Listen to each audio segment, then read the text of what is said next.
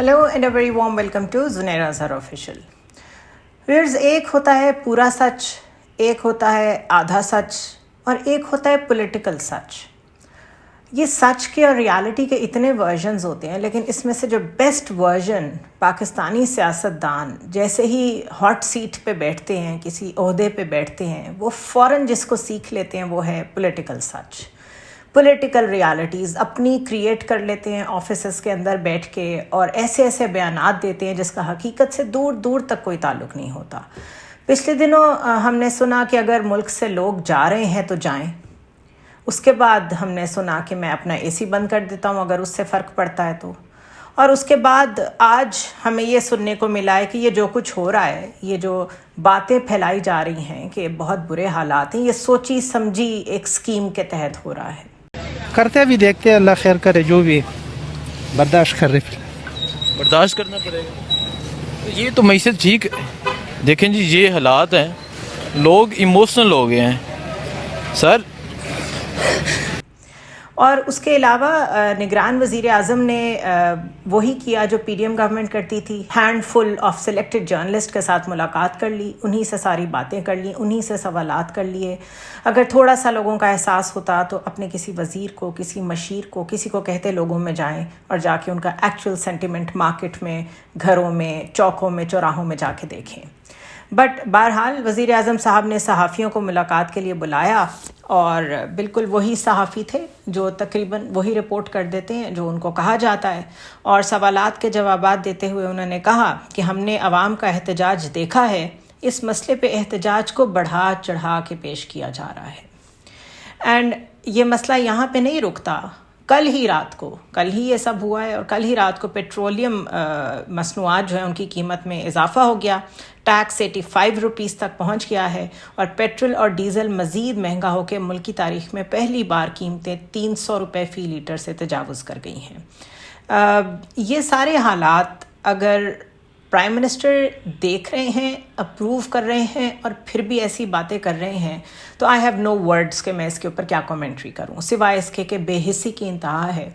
और मैंडेट वाली गवर्नमेंट हो तो आप बोल भी सकते हैं। ये निगरान गवर्नमेंट है, या तो ये खामोश रहें या फिर ये कोई इम्प्लीमेंटेशन ऑन दीज थिंग्स जो IMF के साथ डन हुआ है उस पर क्लैरिटी के साथ सामने आए लोगों के कि ये हमारे हाथ बंधे में, we have to do this.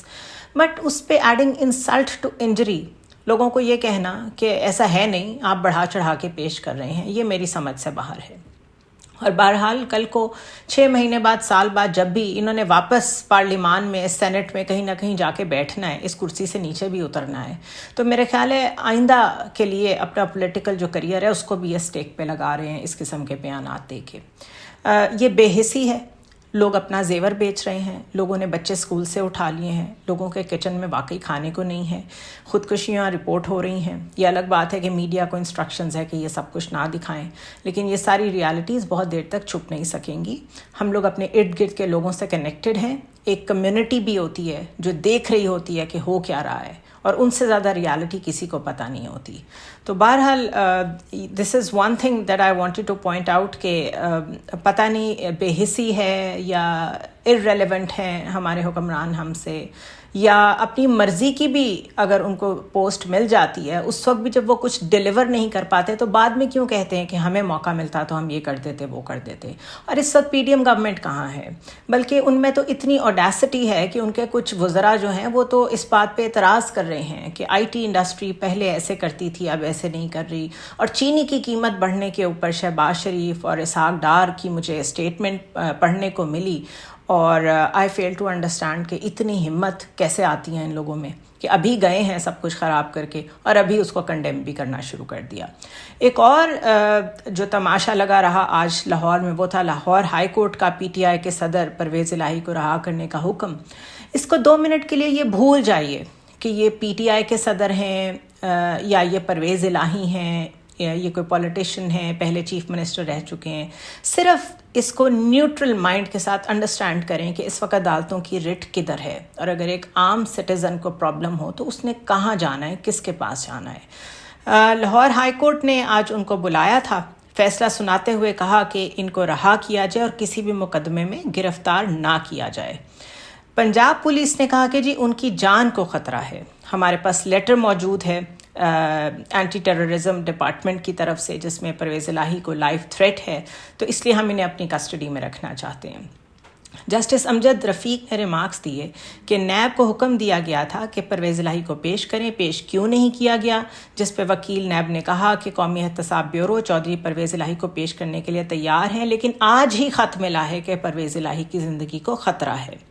انہوں نے عدالت کو مزید بتایا کہ ہم نے پنجاب گورنمنٹ سے سیکیورٹی بھی مانگی ہے، اور پرویز الہی کے وکیل نے کہا کہ ہم نیب کو بلٹ پروف گاڑی خود دینے کے لیے تیار ہیں۔ ڈی آئی جی نے عدالت میں تحریری جواب میں بتایا کہ بختر بند اور بلٹ پروف گاڑیاں کچا آپریشن میں مصروف ہیں۔ اگر کچا آپریشن سے بختر بند اور بلٹ پروف گاڑیاں واپس بلاتے ہیں تو ڈاکو واپس علاقے میں آ جائیں گے۔ وکیل جو نیب کے تھے انہوں نے عدالت کو بتایا کہ ہم بغیر سیکیورٹی چودھری پرویز الہی کو پیش کرنے کے لیے تیار ہیں، لیکن اگر کچھ ہو گیا تو ہماری ذمہ داری نہیں ہوگی۔ لاہور ہائی کورٹ نے حکم دیا کہ ان کو 1 گھنٹے کے اندر پیش کریں، اور ریمارکس دیے کہ اگر ان کو پیش نہ کیا گیا تو ڈی جی نیب لاہور کے وارنٹ جاری کیے جائیں گے۔ بعد میں سماعت 1 گھنٹے کے لیے ملتوی کی گئی اور درخواست پہ کارروائی کے لیے 12:15 کا وقت مقرر ہوا۔ لاہور ہائی کورٹ پہنچا دیا گیا پرویز الہی کو، اور انہوں نے کہا کہ جو پہلے پیش نہیں کیا جا رہا تھا وہ اب کیسے پیش کر دیا، یہ کیا ہو رہا ہے۔ اس کے بعد انہوں نے ان کو رہا کرنے کا حکم دیا اور کسی مقدمے میں گرفتار نہ کرنے کا حکم دیا، اس کے باوجود پرویز الہی کو گرفتار کر لیا گیا۔ یہ ہے state of the affairs in the state of Pakistan. وزیر اعظم سمجھتے ہیں کہ کوئی مہنگائی نہیں ہے، عدالتیں حکم دیتی ہیں اور ان کی کوئی ریٹ نہیں ہے۔ ایٹ دا سیم ٹائم ایک اور پیرلل جو ڈرامہ چل رہا ہے وہ ہے ایک دفعہ پھر نیب ترامیم کا دفاع کرتے ہوئے جسٹس منصور علی شاہ نظر آئے۔ جسٹ بیکاز یہ case file P T I کی طرف سے کیا گیا ہے، میرا خیال ہے اس کو بہت نیوٹرل مائنڈ کے ساتھ سنا جانا چاہیے تھا، لیکن یوں لگتا ہے جس طرح انہوں نے جسٹس منصور نے اسپیسیفکلی اپنا مائنڈ بنایا ہوا ہے، کیونکہ اگر آپ ان کے آج کے آرگیومنٹ سنیں تو یوں لگتا ہے وہ اشرافیہ کے ساتھ کھڑے ہیں، یا جو بینیفیشریز آف دیز امینڈمنٹس جو بھی لوگ تھے وہی ہینڈ فل آف اشرافیہ، وہ ان کو ڈیفینڈ کرنے کے لیے عدالت میں بیٹھے ہوئے ہیں۔ انہوں نے ریمارکس دیتے ہوئے کہا کہ پارلیمانی جمہوری نظام آئین پاکستان کا مرکزی جزو ہے، اور کہا جا رہا ہے کہ ایک پارلیمنٹ نے اپنے اور اہل خانہ کو فائدہ پہنچانے کے لیے قانون سازی کی۔ مجھے یوں لگتا ہے کہ زور لگا کے نیب ترامیم میں غلطی ڈھونڈی جا رہی ہے۔ جسٹس منصور علی شاہ نے کہا کہ ملک میں پارلیمنٹ اور عدلیہ کو اپنے اپنے طریقے سے چلنے دیں۔ اس وقت عام انتخابات سر پہ ہیں، میرے ذہن میں ایک ہی حل ہے کہ نئی پارلیمنٹ آ کے ترامیم کو ختم کر دے اور ہم اس کو ہاتھ نہ لگائیں۔ چیف جسٹس نے ریمارکس دیے کہ نیب قانون کا کاروباری شخصیت کے خلاف غلط استعمال بھی کیا گیا ہے۔ میرے پاس ایسے شواہد ہیں، ایسی کاروباری شخصیات ہیں جن کو نقصان پہنچایا گیا، ایسے نہیں ہونا چاہیے۔ کسی اکاؤنٹنٹ کو بٹھا کر 10 روپے کی غلطی نہ نکالیں۔ اس کے علاوہ کرپشن معاشرے اور عوام کے لیے یہ ساری چیزیں نقصان دہ ثابت ہوں گی۔ مجھے نہیں معلوم کہ جب آپ اشرافیہ کو پکڑتے ہیں فار پولیٹیکل ریزنز اور پھر چھوڑ دیتے ہیں فار پولیٹیکل ریزنز تو اس میں عوام کا کیا نقصان ہوتا ہے۔ جسٹس منصور علی شاہ ریمارکس دیتے رہے کہ ایسے لگ رہا ہے کہ زور لگا لگا کے تھک گئے ہیں کہ کہیں سے غلطی نکلے لیکن کچھ نہیں مل رہا۔ پارلیمنٹیرین عوام کا امین ہوتا ہے۔ سب سے بڑی خلاف ورزی تو یہ ہے کہ کیسے ایک شخص نے اپنی مرضی سے پارلیمنٹ چھوڑی اور چلا گیا۔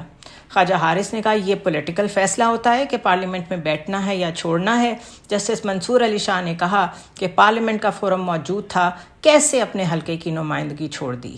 درخواست گزار کی نیک نیتی مجھے نظر ہی نہیں آ رہی۔ ان ادر ورڈز بات نیب ترامیم کی ہو رہی ہے اور جسٹس منصور علی شاہ مستقل کہہ رہے ہیں کہ ایک شخص پارلیمان چھوڑ کے کیوں گیا، اپنے حلقے کی نمائندگی چھوڑ کے کیوں گیا۔ تو یہ ایک اور پولیٹیسائزیشن آف عدلیہ کا ایک کیس ہے آپ کے سامنے، جس کی جو سماعت میں بار بار آپ کے سامنے جو روز رکھتی ہوں، کیونکہ اس کا کوئی مقصد نہیں ہوتا، اس کا اینڈ رزلٹ کوئی نہیں ہوتا، لیکن ان آرگیومنٹس سے یہ پتہ چلتا ہے کہ کس طرح سیاست کی جاتی ہے۔ اشرافیہ کو بچانے کی کوشش کرتی ہے اور اس کے لیے پولیٹیکل ریزنز ہمیشہ موجود ہوتے ہیں۔ الیکشن کمیشن نے اعلان کیا ہے کہ وہ اب تیار ہیں جلد انتخابات کرانے کے لیے، اور حلقہ بندیوں کا جو دورانیہ ہے وہ انہوں نے کم کر دیا ہے۔ چیف الیکشن کمشنر سکندر سلطان راجہ کی سربراہی میں سیاسی جماعتوں سے مشاورت اور فیڈ بیک مد نظر رکھتے ہوئے آج اجلاس ہوا، اور اس میں عام انتخابات کا شیڈول اور حلقہ بندیوں سے متعلق جو امور ہیں ان کو ڈسکس کیا گیا، اور اب یہ امید کی جا رہی ہے کہ یہ 14 دسمبر جو پہلے ڈیٹ دی گئی تھی اس سے کم دورانیے میں ووٹر لسٹ اور حلقہ بندیاں ہو جائیں گی۔ ایک اور ایسپیکٹ اس کا یہ ہے کہ وین اٹ سوٹس دا اشرافیہ، تو دیکھیں کتنی جلدی پریشر ماؤنٹ ہوتا ہے، کتنی جلدی الیکشن کمشنر نے اپنا مائنڈ اپلائی کیا ہے، اس کو یوز کیا ہے اور جلدی ڈیٹ دے دی ہے۔ ادروائز جب ہم یہ بات کر رہے ہوتے ہیں ایز اے پولیٹیکل ایکٹیوسٹ جو کہ نیوٹرل ہیں، یا یوں کہہ لیں ایز اے جرنلسٹ یا ایز اے کامن سٹیزن کہ انتخابات جلدی کریں، اس وقت ہر طرح کے بہانے دیے جاتے ہیں۔ ایون عدالت میں صاف کہہ دیا گیا کہ ہم تو الیکشن نہیں کرا سکتے، نہ سیکیورٹی ہے نہ فائنانسز ہیں۔ اور کچھ مسلینیس خبریں اگر میں آپ کے سامنے رکھوں تو ایمان مزاری کا مزید 14 روزہ جوڈیشل ریمانڈ منظور کر لیا گیا ہے، اور سینیٹر رضا ربانی نے بجلی کے نرخوں کا معاملہ قابو سے باہر ہونے کا کہا ہے کہ یہ ہم خود فیل کر سکتے ہیں کہ اس وقت عوام جو ہے وہ ایک خود ہجوم بن چکا ہے اور اپنے ہجوم کی خود ہی قیادت کر رہا ہے۔ ایسا نہ ہو کہ یہ مظاہرے طبقاتی رجحان اختیار کر لیں۔